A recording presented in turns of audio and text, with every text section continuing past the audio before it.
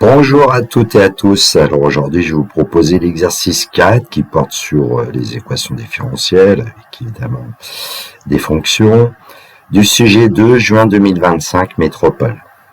Dans le descriptif de la vidéo, vous trouverez un énoncé corrigé en format PDF ainsi qu'un lien vers mon blog où vous pouvez trouver divers documents de maths spécialité, maths experte.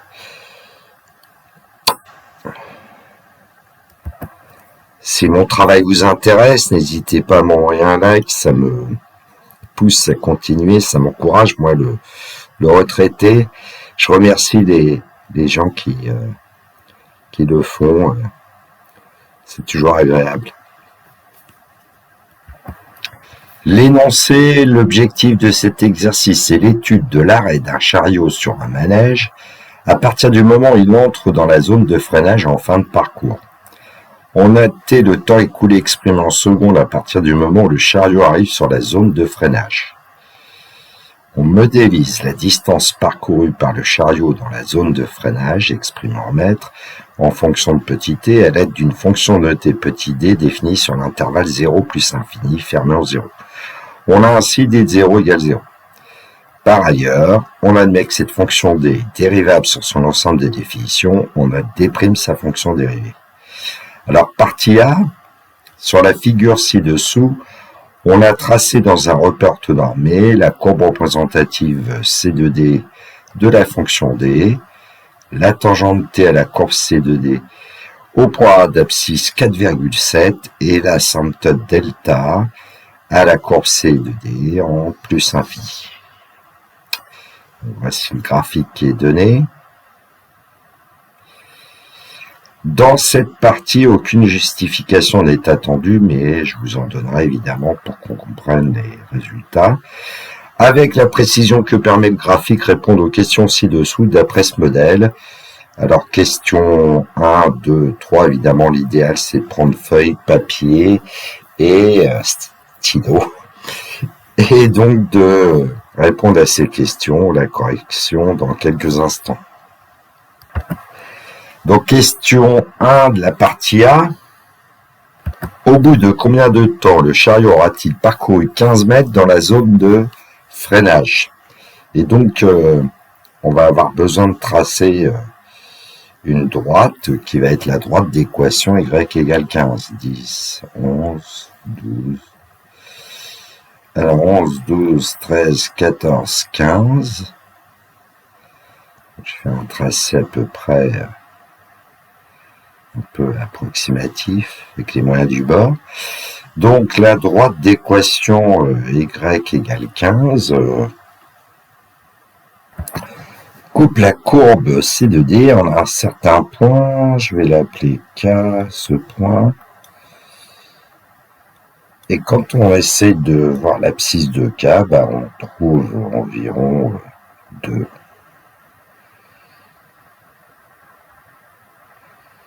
Voilà, on est à peu près à 2.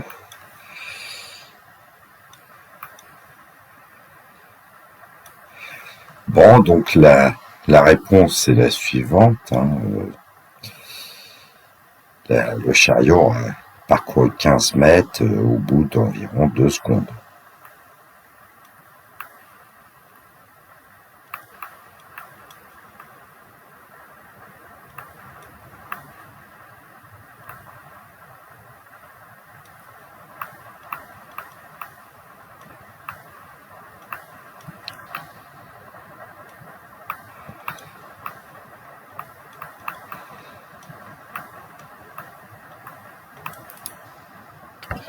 Question 2, quelle longueur minimale doit être prévue pour la zone de freinage? Bon, là, on va chercher plus ou moins ce qu'on appellerait le maximum de la courbe C2D, sauf que c'est D croissante sur 0 plus infini, mais elle possède une asymptote delta, donc on va regarder à peu près où la droite delta coupe l'axe des ordonnées, donc on avait 20 ici, 21, 22, 23 environ. Donc la longueur minimale prévue pour la zone de freinage.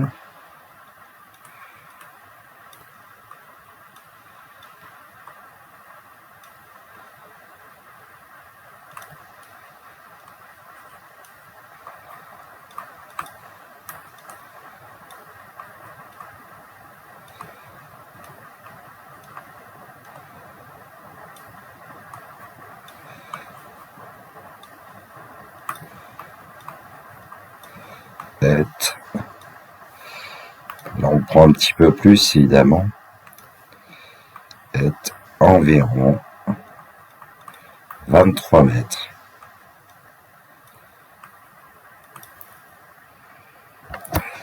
Question 3. Que vaut D' de 4,7? Interprétez ce résultat dans le contexte de l'exercice.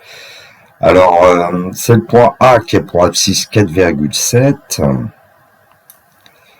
Donc, je vais essayer de le faire apparaître comme ceci. Voilà, ici on est à 4,7 environ. Voilà. Alors, si on voulait partir du point A, avancer de 1 et monter, bon, on peut essayer de le faire. Je vais vous le faire avec GeoGebra après. Il donne le résultat. Donc ici, j'ai introduit un point qui est le point d'intersection avec de la droite T avec l'axe des ordonnées. Et puis, en prenant les coordonnées pour le point A et le point B, elles vont être approximatives au niveau des ordonnées. Alors pour A, je vais prendre 21 comme ordonnée, c'est environ, et puis pour B, 11, 12, 13, 14, 15, je pourrais prendre 16, quasiment. Allez, je vais prendre 16 dans le corrigé, j'ai un petit peu amélioré.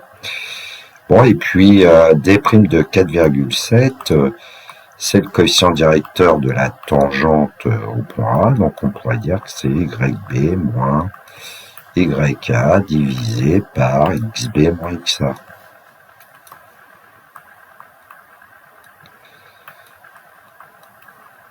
Et donc, approximativement, D' de 4,7, c'est environ 16 moins 21 divisé par 0 moins 4,7. J'ai commis une petite erreur là. Moins 4,7. Donc, on trouve environ ici 5 sur 4,7, c'est-à-dire environ 1. Bon.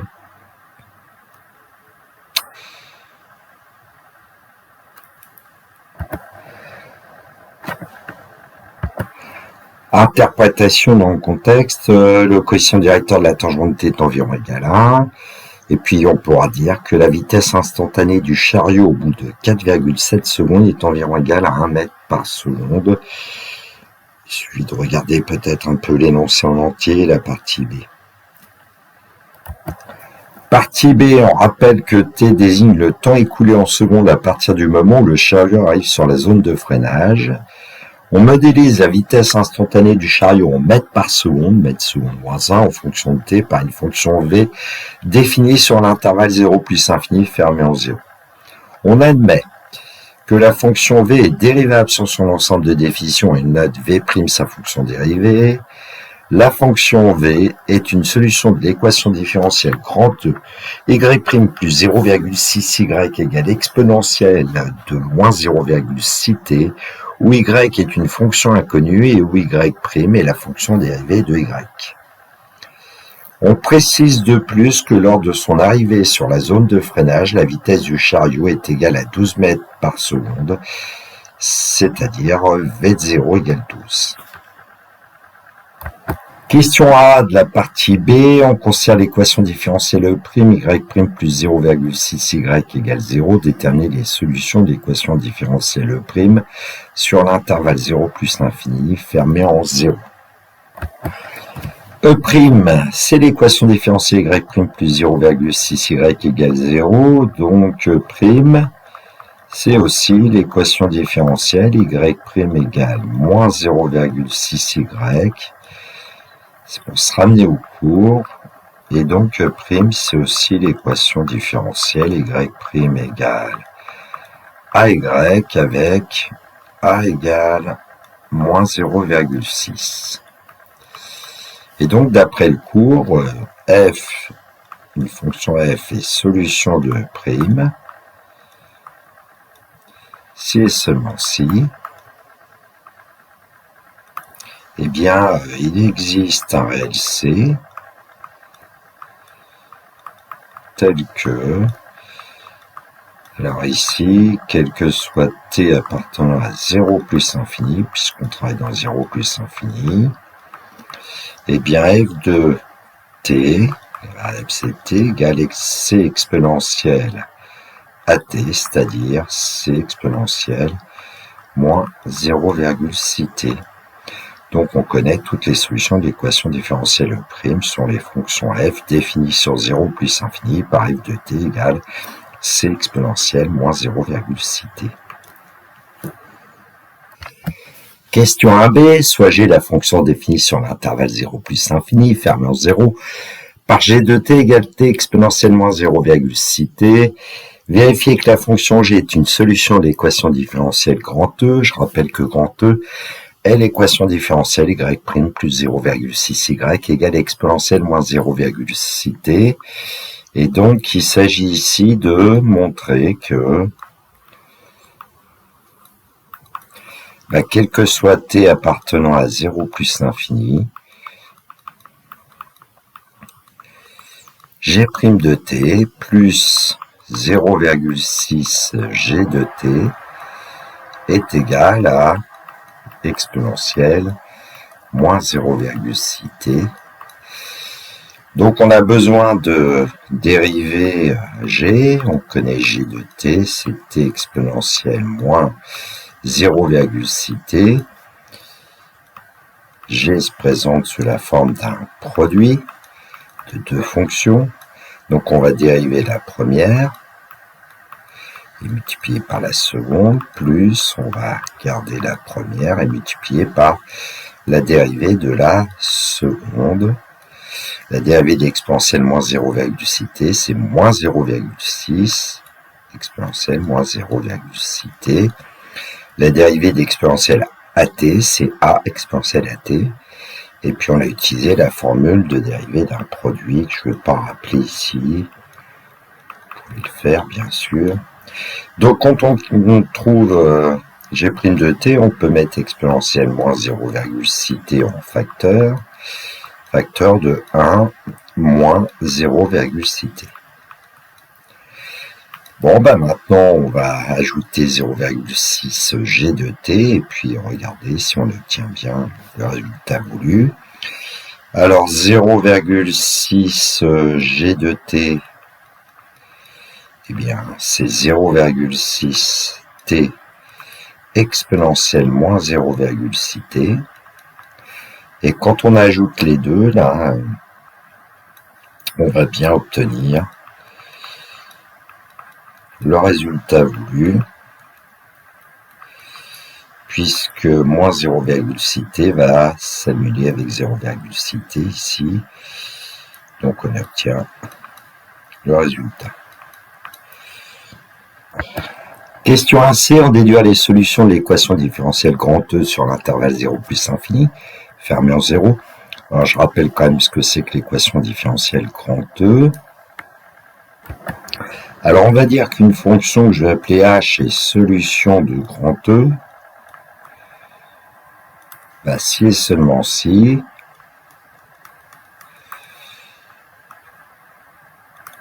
h' plus 0,6 h est égal, et là l'astuce c'est de remplacer exponentiellement 0,6t par la fonction qu'on avait trouvée précédemment qui était la fonction g. Bon, je vais regrouper les dérivés dans un membre, h' moins g', et puis les fonctions dans l'autre membre, moins 0,6 h plus 0,6 g, ce qui veut dire que la dérivée de h moins g, puisque c'est la dérivée de h moins g, c'est h' moins g', est égale à moins 0,6 facteur de h moins g. Et donc, h moins g est solution de E'.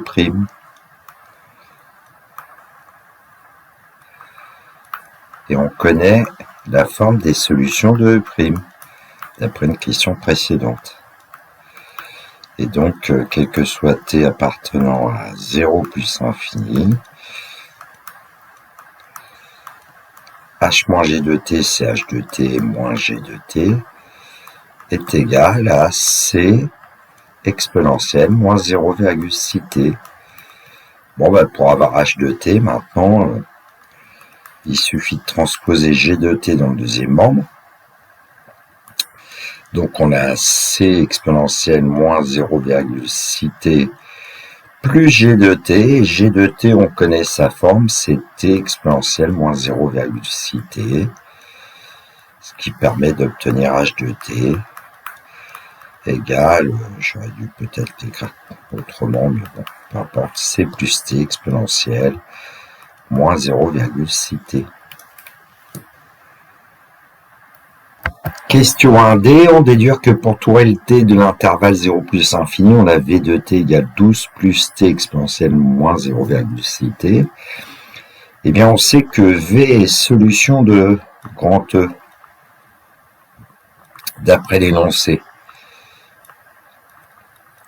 Donc, on va pouvoir dire que quel que soit t appartenant à 0 plus l'infini, eh bien, v de t est égal à c plus t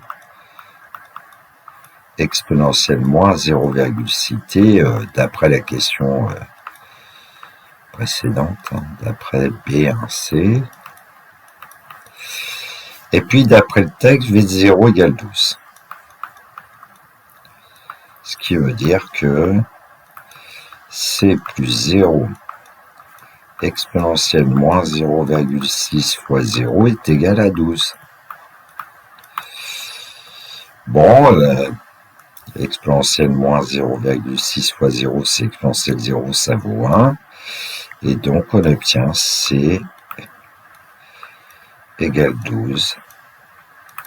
Ce qui fait que quel que soit t appartenant à 0 plus infini, fermé en 0, eh bien, v de t, c'est 12 plus t exponentielle moins 0,6t. Bon, j'aurais peut-être dû préciser qu'ici, qu'exponentielle moins 0,6 fois 0, c'est exponentielle 0, c'est 1. Question 2a, montrer que pour tout Lt appartenant à l'intervalle 0 plus infini fermé en 0, v' de t égale moins 6,2 moins 0,6t facteur d'exponentielle moins 0,6t. Alors on connaît l'expression de v de t, donc on pourrait dériver. En fait, je vais plutôt ici utiliser le fait que v est solution de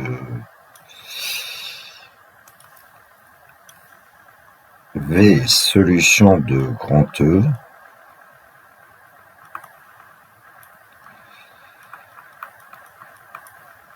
Et donc, on sait que dans ce cas-là, V' plus 0,6V est égal à exponentielle moins 0,6T. Et donc, quel que soit T appartenant à 0 plus infini, bien V' de T va être égal à moins 0,6V plus exponentielle moins 0,6T. Et donc V' de T va être égal à moins 0,6. Alors V de T, ici j'ai oublié, facteur de V de T, 12 plus T, exponentielle moins 0,6T. Et puis on avait plus exponentielle moins 0,6t. Ce qui fait que V' de t, c'est moins. Alors ici on va obtenir 7,2 plus moins 0,6t plus 1. Facteur d'exponentielle moins 0,6t en plaçant exponentielle moins 0,6t en facteur. Et donc V' de t, c'est bien moins 6,2 moins 0,6t exponentielle moins 0,6t. Bon, dans la correction, vous trouverez en fait v' de t qui est calculé en utilisant v de t, sa dérivée. Question 2b, en admettant que v de t égale 12 exponentielle moins 0,6t plus 1 divisé par 0,6 multiplié par 0,6t divisé par exponentielle 0,6t, déterminer la limite de v en plus l'infini. Bon, ce serait pas trop difficile de montrer que v de t a cette expression, ça peut être une question pour vous. Alors, comment on va déterminer la limite de v en plus l'infini? On a un premier terme dans l'expression de v de t, et puis on a un second terme. On va chercher la limite de chaque terme. Alors, pour le premier, eh bien, on pourrait se dire que t tendant vers plus l'infini, l'exposant moins 0,6t tend vers moins l'infini. Je ne sais pas pourquoi j'ai écrit plus. Et limite, quand x tend vers moins l'infini d'exponentielle x, on connaît c'est 0, et donc par composé, la limite quand t tend vers plus l'infini d'exponentielle moins 0,6t est égale à 0. Bon, moi, j'ai autorisé mes élèves à donner ce résultat directement. Je considérais que la limite, quand t tend vers plus l'infini d'exponentielle à t, on pouvait donner la réponse. Et puis ici, j'ai détaillé. Et donc, quand on multiplie par 12, eh bien, le premier terme de l'expression de v de t donnée a pour limite 0. Bon, maintenant, on va chercher la limite du second terme. Cherchons maintenant la limite quand t tend vers plus l'infini du deuxième terme, 1 sur 0,6, facteur de 0,6t, divisé par exponentielle 0,6t. Alors en fait, quand on va s'intéresser à la limite du quotient ici, qu'est-ce qu'on va obtenir? Alors, on va dire quand t tend vers plus l'infini, 0,6t évidemment tend vers plus l'infini, et en composant par l'exponentielle, de plus l'infini, c'est plus l'infini. Ce qui fait que 0,6t divisé par exponentielle 0,6t est une forme à déterminer, plus l'infini divisé par plus l'infini. Bon, ceci dit, ce quotient, il ressemble à quelque chose de la forme x sur exponentielle x, et petit x tend vers plus l'infini. Alors, dans le cours, on a la limite de l'inverse. En fait, exponentielle x l'emporte sur x, ce qui fait que cette expression va tendre vers 0. Ce qui fait que la limite, ça sera 0. Bon, maintenant, il faut essayer de rédiger.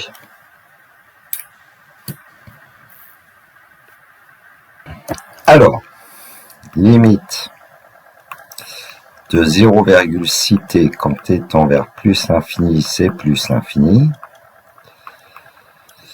Et limite quand petit x tend vers plus l'infini de x sur exponentielle x est égal à 0.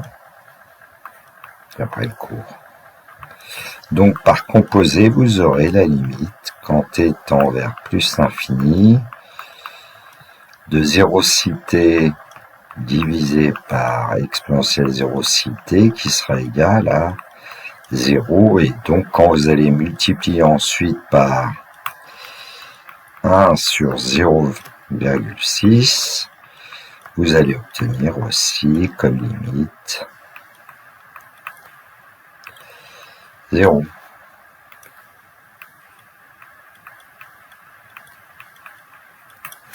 Le premier terme tend vers 0, le deuxième terme tend vers 0, donc par somme, nous allons obtenir que la limite de la fonction c'est 0. Une fonction V. La limite, quand t tend vers plus l'infini de la somme des deux, qui est en fait V de t, c'est 0, par somme. Alors si on nous avait demandé d'interpréter graphiquement cette limite, on pourrait dire, petite remarque, que la droite d'équation y égale 0, c'est-à-dire l'axe des abscisses, est asymptote à la courbe C de V qui représente la fonction V. Alors, on peut dire au voisinage ou en plus l'infini. Alors, on peut se douter de ce résultat quand même parce que il faut bien que le chariot finisse par s'arrêter, donc sa vitesse doit tendre vers 0. Question 2C, étudier le sens de variation de la fonction V et dresser son tableau de variation complet, justifié. Alors on connaît la dérivée de V, V' de t. Alors c'est le produit de deux fonctions, une première fonction affine et puis exponentielle moins 0,6t. Alors on sait qu'exponentielle bidule est strictement positif, puis ici, comme t est positif, en fait on va avoir la somme de deux nombres négatifs, donc ça va être facile de trouver le signe de l'expression ici. On ne va pas résoudre égal 0, plus grand que 0, plus petit que 0, ça ne sert pas à grand chose, donc ce qu'on va dire c'est que t est supérieur ou égal à 0, donc moins 0,6t va être négatif. Donc, moins 0,6t, alors j'aurais peut-être dû mettre moins 6,2 en premier, moins 6,2, moins 0,6t va même être inférieur ou égal à moins 6,2 qui est strictement négatif. Et puis exponentielle moins 0,6t est strictement positif. Ce qui fait que V' de t va être strictement négatif. V' est négatif sur 0 plus l'infini. Donc V est strictement décroissante sur cet intervalle. On aura besoin de V de 0, donc c'est 12 plus 0 fois exponentielle moins 0,6 fois 0, vu l'expression de V de t. Ça nous donne 12 fois 1, donc ça nous donne 12. Tableau de variation, puisqu'on connaît la limite en plus l'infini qui est 0, t appartient à l'intervalle 0 plus infini, V' de t, on l'a vu qu'elle était strictement négative, V de t est strictement décroissante, et puis varie entre 12 et 0. Question 2D, montrer que l'équation V de t égale 1 admet une solution unique alpha dont on donnera une valeur approchée au dixième. Alors, vu le tableau de variation que nous avons, nous allons pouvoir dire que il va bien falloir passer pour la valeur 1 entre 12 et 0, et donc pour une certaine valeur alpha. Donc on pourrait dire, d'après le tableau de variation ci-dessus, l'équation V de t égale 1 admet une solution unique alpha dans l'intervalle 0 plus infini. Alors je vais quand même vous montrer une rédaction ensuite. La rédaction, donc d'abord on va montrer que V est continu sur cet intervalle 0 plus infini. Comme V est dérivable sur 0 plus infini, d'après le cours, on sait qu'on peut affirmer que V est continu sur cet intervalle. Ensuite, deuxième point, on va parler des variations de V, et V, on sait qu'elle est strictement décroissante sur 0 plus infini.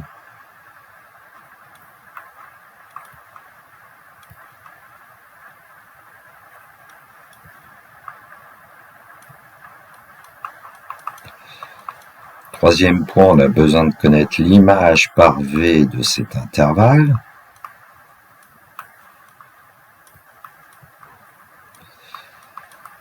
Alors, comme elle est strictement décroissante, attention, on va dire que c'est 0,12 ouvert en 0 puisque c'est la limite en puissance infinie, fermé en 12 puisque c'est l'image de 0 par V.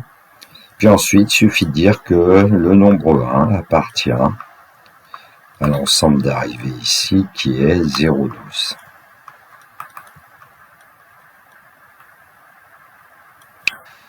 Eh bien, grâce à tout ça, on va pouvoir dire que d'après le corollaire du théorème des valeurs intermédiaires, que je vais me permettre d'écrire TVI ici, l'équation V de T égale à possède une solution unique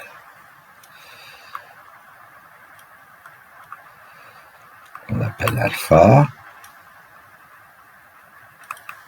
appartenant à 0 plus infini. C'est l'ensemble de départ. On veut une valeur approchée du réel alpha au dixième près, donc je vais utiliser une calculatrice. Alors évidemment, dans f de x ici, on va taper la fonction dont il est question, donc 12. Alors sans la calculette, la variable c'est x, multiplié par l'exponentielle de moins 0,6 multiplié par x. Donc voilà pour la fonction. Alors en général, on utilise un tableau de l'heure. Ici, je vais quand même on va essayer de tracer un peu cette fonction. Allez, def table, on va démarrer à 0 par un pas de 1 et puis on va aller dans la table au-dessus de graphe tout en haut. L'image de 0 c'est 12 et puis on sait que la limite de V de T c'est 0 en plus l'infini. Alors on va avoir besoin de trouver alpha, V de T égale 1. On voit tout de suite que ça va être entre la valeur 4 et la valeur 5 qu'on va obtenir alpha, puisqu'on passe d'un nombre plus grand que 1 à un nombre plus petit que 1. Bon, fenêtre, on va quand même tracer la courbe. Alors 0, bon, je vais aller jusqu'à 10 par exemple, par pas de 2. Y min, alors on pourrait mettre 0 et on doit aller de 0 à 12, donc je vais mettre moins 2. Et puis ici 14, on va élargir un peu par une graduation de 2, graphe. Donc voilà notre courbe. Alors si on trace la droite d'équation y égale 1, ainsi on aura voilà la droite d'équation y égale 1 qui coupe la courbe C de V en un point et ce point a pour abscisse alpha. Alors il y a un moyen sur une TI d'obtenir une valeur approchée de alpha. On peut aller dans le menu calcul et puis aller chercher une intersection entre les deux courbes. Alors on va dire entrée pour la première courbe, entrée pour la deuxième, valeur initiale peu importe. Et ici on a une intersection et on lui dit que x est environ égal à 4,69. Bon, donc ça veut dire qu'a priori alpha est strictement compris entre 4,6 et 4,7. On va le vérifier avec la table. On avait déjà vu qu'il fallait travailler entre 4 et 5. Donc là, on va travailler avec un pas de 1 dixième. On va aller chercher la table. Et on s'aperçoit qu'on passe d'une valeur qui est plus grande que 1 en 4,6 à une valeur qui est plus petite que 1 en 4,7. Donc c'est bien entre 4,6 et 4,7 que alpha se situe. Alors on va faire un peu mieux parce que on nous demande une valeur approchée, on aurait pu demander l'arrondi, ça aurait été mieux je trouve dans l'énoncé.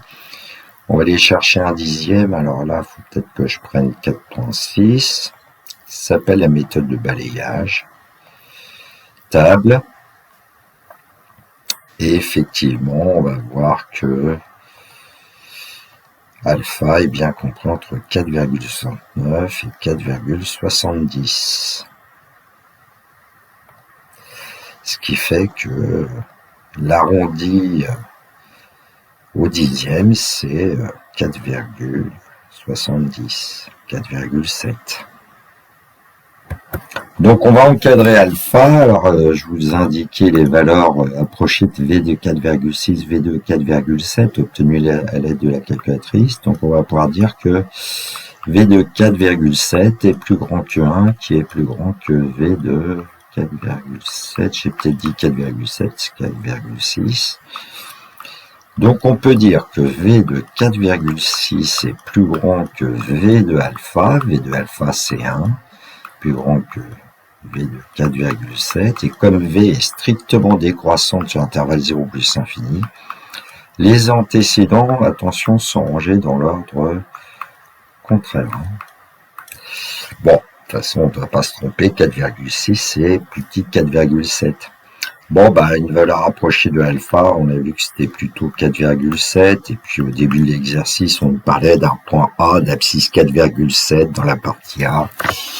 Bon, si vous prenez 4,6, évidemment, le correcteur tiendra compte du changement pour la suite.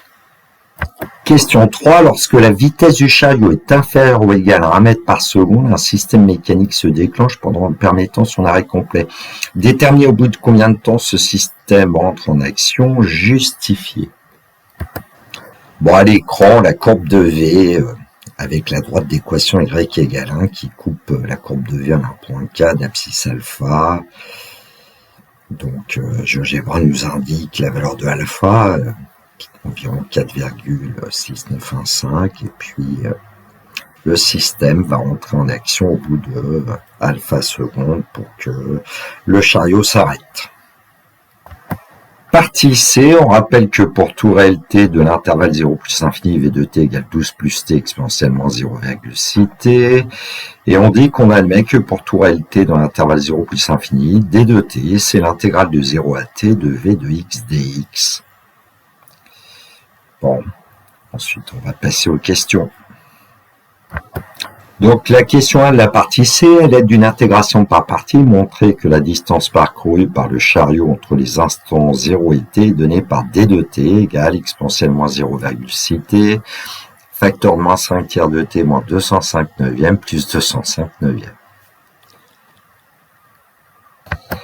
Alors, d'après l'énoncé, pour tout t appartenant à 0 plus infini, d de t, c'est l'intégrale de 0 à t de v de x dx. Donc, d de t, c'est l'intégrale de 0 à t de x plus 12, facteur de exponentielle moins 0,6x dx. Donc, ici, je vais rajouter le multiplié pour l'intégration par partie. Alors, je vais plutôt poser u de x égale x plus 12. Et puis w' de x égale exponentielle moins 0,6x, puisqu'on a intérêt plutôt à dériver u. Et donc, u' de x, c'est 1. Et puis une primitive d'exponentielle moins 0,6x, ça va être 1 divisé par moins 0,6 exponentielle moins 0,6x plus une certaine constante. Mais ici, la constante que j'ai appelée CSTE, on la prendra égale à 0. Bon, ensuite, il suffit d'aller effectuer une intégration par partie pour calculer cette intégrale. On va rappeler la formule d'intégration par partie. L'intégrale de 0 à t u de x w' de x dx, c'est en fait la variation u de x w de x. Ici, on va calculer entre 0 et t, moins l'intégrale de 0 à t de u' de x w de x dx.